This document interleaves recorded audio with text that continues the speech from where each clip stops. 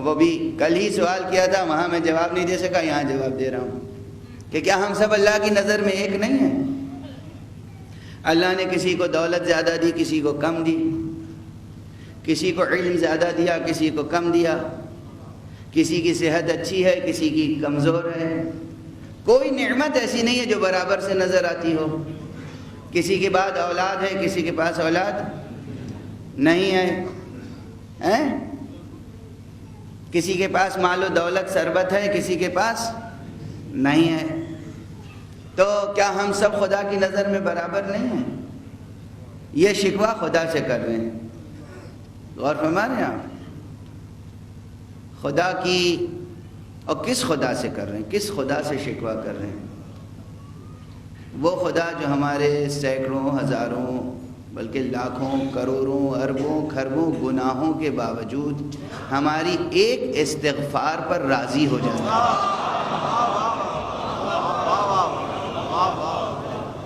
اور ہم اس کی لا تعداد نعمتوں کے باوجود ایک دعا قبول نہ ہونے پر گلہ کرتے ہیں، اس کا شکوہ کرتے ہیں۔ اللہ اکبر، ایک دعا قبول نہ ہونے پر شکوہ کرتے ہیں اس خدا کا۔ یہ شکوہ وہ ہماری، ہم سب اس کی نظر میں برابر نہیں۔ اب میں دو باتیں عرض کر رہا ہوں، بلکہ تین۔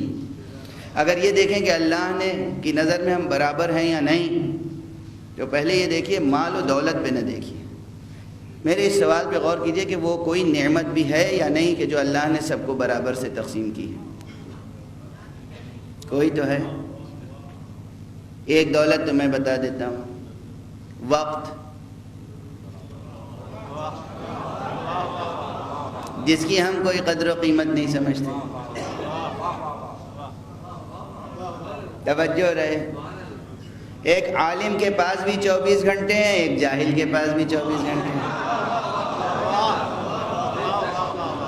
ایک صحت مند کے پاس بھی 24 گھنٹے ہیں، ایک بیمار کے پاس بھی 24 گھنٹے ہیں، ایک سرمایہ دار کے پاس بھی 24 گھنٹے ہیں، ایک مفلس کے پاس بھی 24 گھنٹے ہیں۔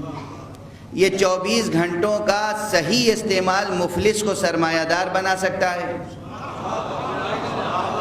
اسی 24 گھنٹے کا غلط استعمال سرمایہ دار کو مفلس بنا سکتا ہے۔ 24 گھنٹے کا صحیح استعمال جاہل کو عالم بنا سکتا ہے، اسی 24 گھنٹے کا غلط استعمال عالم کو جاہل بنا سکتا ہے۔ 24 گھنٹے کا صحیح استعمال بیمار کو صحت مند بنا سکتا ہے، اسی 24 گھنٹے کا غلط استعمال صحت مند کو بیمار ڈال سکتا ہے۔ یہ 24 گھنٹے پروردگار عالم نے، وقت وہ نعمت ہے، وہ دولت ہے، وہ ثروت ہے کہ جو اس نے سب کو برابر سے تقسیم کی۔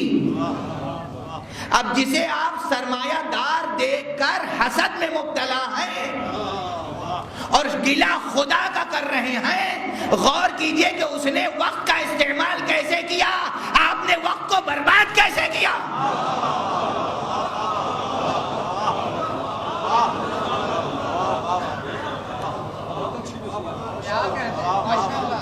یوں ہی خدا نے اس کی چھت پہ برسا دیے پیسے، یا اس نے جد و جہد کی، کوشش کی، وقت کا استعمال کیا، ارادہ، کوشش، پلاننگ، منصوبہ بندی، پروگرامنگ، پلاننگ، یہ اس نے کیا، کچھ کوشش کی، تب پیسہ اس کے گھر آیا۔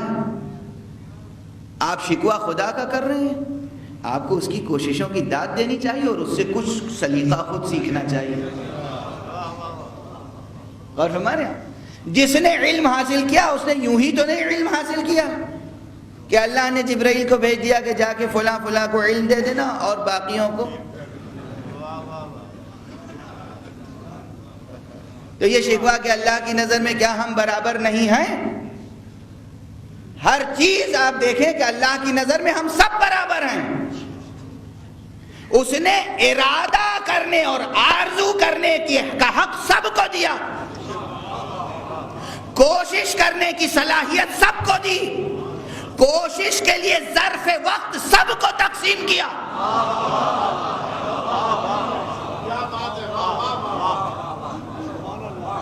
آرزو کرو، کوشش کے لیے ظرف وقت چاہیے، ظرف وقت سب کو برابر سے دیا. اب بھی کہتے ہیں کہ سب برابر نہیں ہے اللہ کی نظر میں. توجہ ہے؟ اتنا تو برابر سے تقسیم کر دیا، اس کے بعد اعلان کیا، سمجھایا، اچھی راہوں کی نشاندہی کی، برے راستوں کی نشاندہی کی، اور کہا تم کوشش کرو، تم آگے بڑھنے کی کوشش کرو گے تو ہم دستگیری کے لیے ہر جگہ موجود ہیں، ہر قدم پر موجود ہیں، قدم بہ قدم موجود ہیں. اور اتنی آزادی بھی دی. 3 چیزیں ابھی میں نے گنائی: ارادہ، کوشش کی استعداد و صلاحیت، ظرف کوشش، ظرف سعی یعنی وقت، اور آزادی. آزادی یہ دی کہ تم جو کوشش کرو ہم کہیں تمہارا ہاتھ نہیں پکڑیں گے. فرعون بننا چاہو تب بھی ہم منع نہیں کریں گے، نمرود بننا چاہو تب بھی ہم آ کے نہیں روکیں گے. ہمارے چہیتے اور چاہنے والوں کو جلانے کے لیے آگ بھڑکاؤ تب بھی نہیں ہم تمہارا ہاتھ روکیں گے. تم اپنی کوشش میں کمال کے درجے تک پہنچو گے. کمال، جہاں تک پہنچنا چاہتے ہو پہنچو، بس یہ ہے کہ تم ہمیں بھول کر جو سفر طے کرو گے اس میں کمال کا نقطہ بھی زوال کا نقطہ ہوگا، اور جو ہماری راہ میں کوشش کرے گا ہم اس کے لیے بقا کی راہیں کھولتے چلے جائیں گے، کہ تم جو آگ بھڑکاؤ گے ہم اس کے لیے گلزار بنا دیں گے. صلوات پڑھتے محمد.